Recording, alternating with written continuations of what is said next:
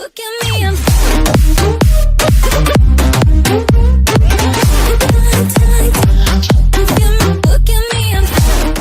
In this four-part series, theScores MLB editors look at some of the frontrunners for Japanese superstar Shohei Ohtani, and project how he'd fit within the prospective rosters. In the first season of Game of Thrones, with his legacy suddenly at stake, Tywin Lannister, the patriarch of perhaps Westeros' most infamous family, delivers this rousing, pithy truth to his eldest son, Jaime: the future of our family will be determined in these next few months. We could establish a dynasty that would last 1,000 years.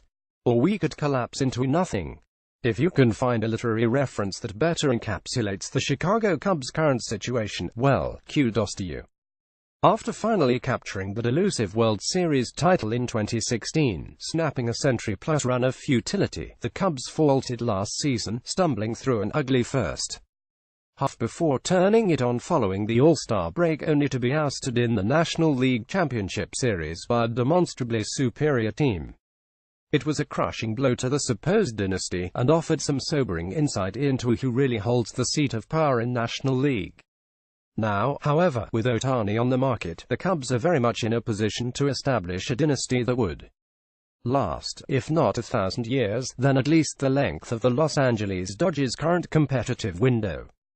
They'll be good enough for the foreseeable future without him, of course, but good enough may not be good enough in the face of an Ohtani dynasty in Los Angeles and New York. Without him, as good as they are, the Cubs dynasty may never be realized. Without him, the Cubs may well collapse into nothing.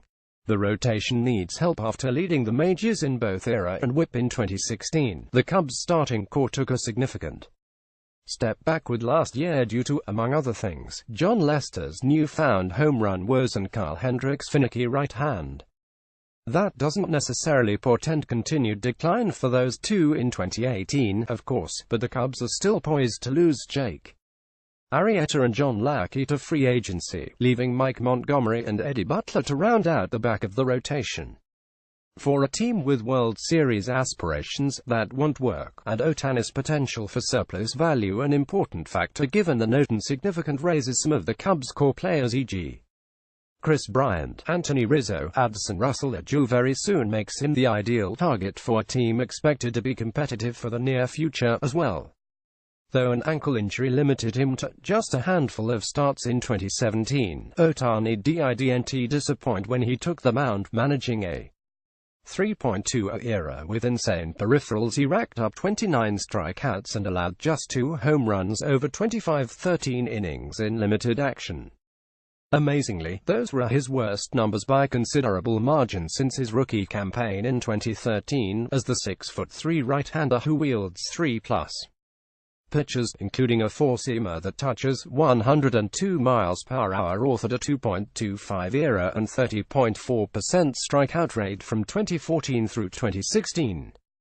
A team could use a pitcher of the caliber, obviously, but Ohtani would be especially valuable to a team hungry for every possible marginal win. Home field advantage in the World Series is based on record now, after all, as well as the most formidable postseason rotation potential. 2018 rotation player, 2017 War Era WHIP KBB Jon Lester 2.74.33 1.323.00 Shohei Ohtani 3.20 1.26 1.53 Jose Quintana 3.94.15 1.223.39 Kyle Hendricks 2.53.03 1.193.08 Mike Montgomery 1.33.38 1.211.82 in 5 starts. 2.513 IP with Nippon Hamhei rakes and creates lots of interesting opportunities. Finding Ohtani at bats when he doesn't start, obviously, is a little bit trickier in the National League.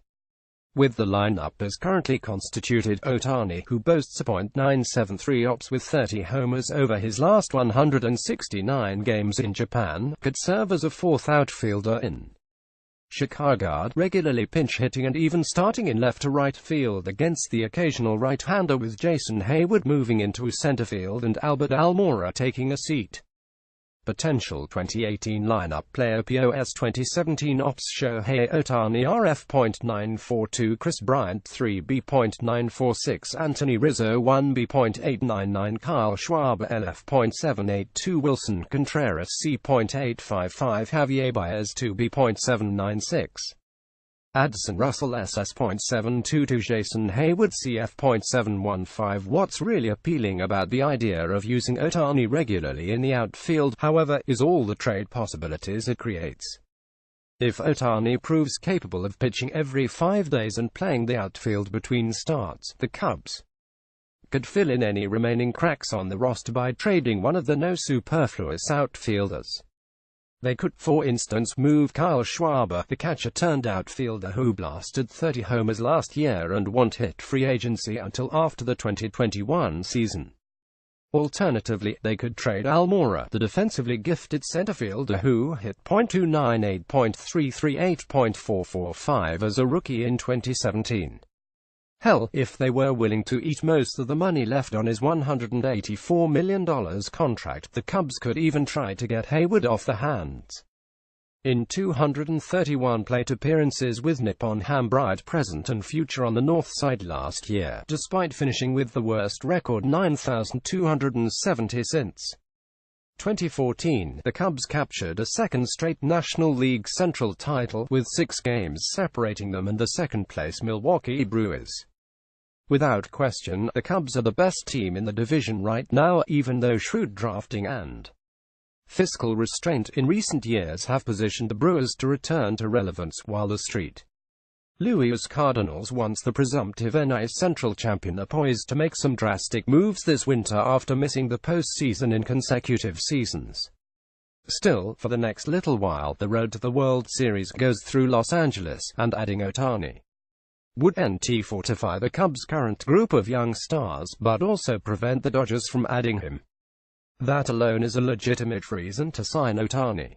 Moreover, in his decision to be posted this winter instead of waiting 2 more years to become a free agent in earnest, Ohtani has made it clear that money is largely immaterial to him. This augurs well for the Cubs, who can only offer him a pittance of what the New York Yankees or Texas Rangers can. On account of spending excesses in previous international signing periods, the Cubs can't offer Ohtani a signing bonus greater than $300,000. It doesn't look like that matters to him, though. By Christmas, we'll know for sure. Check out the previous installments in this series' New York Yankees photos courtesy Action Images.